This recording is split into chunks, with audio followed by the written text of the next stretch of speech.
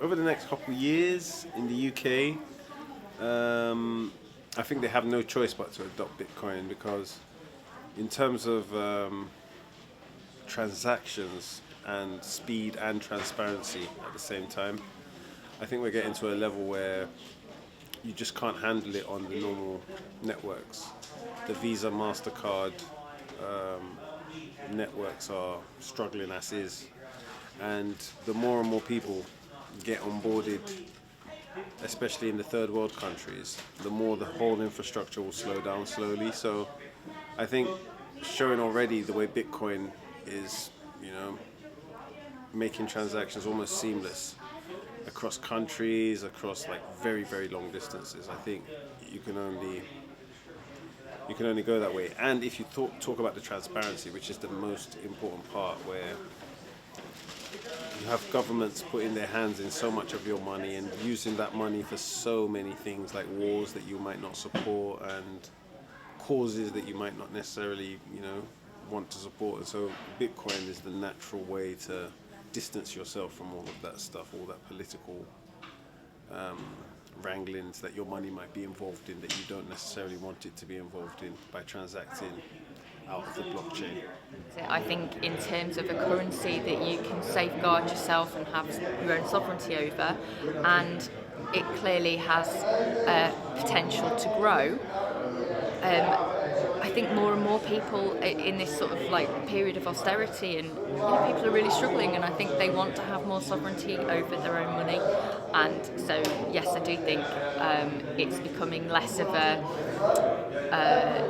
niche subject. I think more people are learning about it, and it can only get bigger. I think the good work done by Bridge to Bitcoin will continue.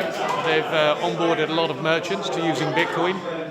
BTC Map will continue to accelerate the process by enabling people to discover locations where they can spend their Bitcoin. I think in general the Bitcoin community are starting to understand more and more that Bitcoin is a currency as well as a store of value. It's not something you just keep in your wallet and wait for the price to go up. You need to actively participate in the community, support the Bitcoin merchants, start accepting Bitcoin, get out there and use your Bitcoin as a currency, because that's how we win. Bitcoin adoption, like what I expect for every other place in the world, will also see more momentum here in the UK, maybe even stronger in the UK. We will see that because currently, like the governmental restrictions kind of are getting a little bit harsher, and we will see if that feeds into people looking for alternative solutions and how they can actually escape certain restrictions that are put on them. I don't know if I feel like the adoption of Bitcoin is on the rise, but that might be the.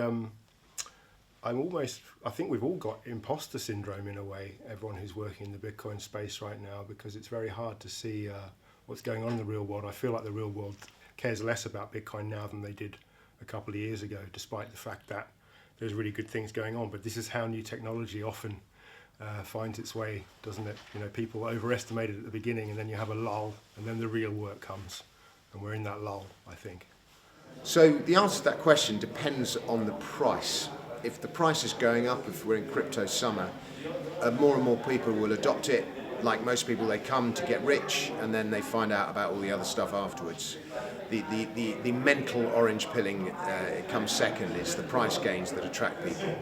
If, on the other hand, we're going into a nasty crypto winter, then Bitcoin adoption is going to struggle in the UK, as is always the case. I think it's very sad about the UK because, there's a very real chance that Satoshi Nakamoto was British. He wrote in British English, he referenced the Times in the Genesis block, a lot of the early conferences took place here. If he wasn't British, he was an Anglophile, and Britain had a huge first mover advantage with Bitcoin. And largely because of stupid Financial Conduct Authority regulations, we've lost, basically they regulated Bitcoin. They just made it so difficult for people to invest in it that many people didn't.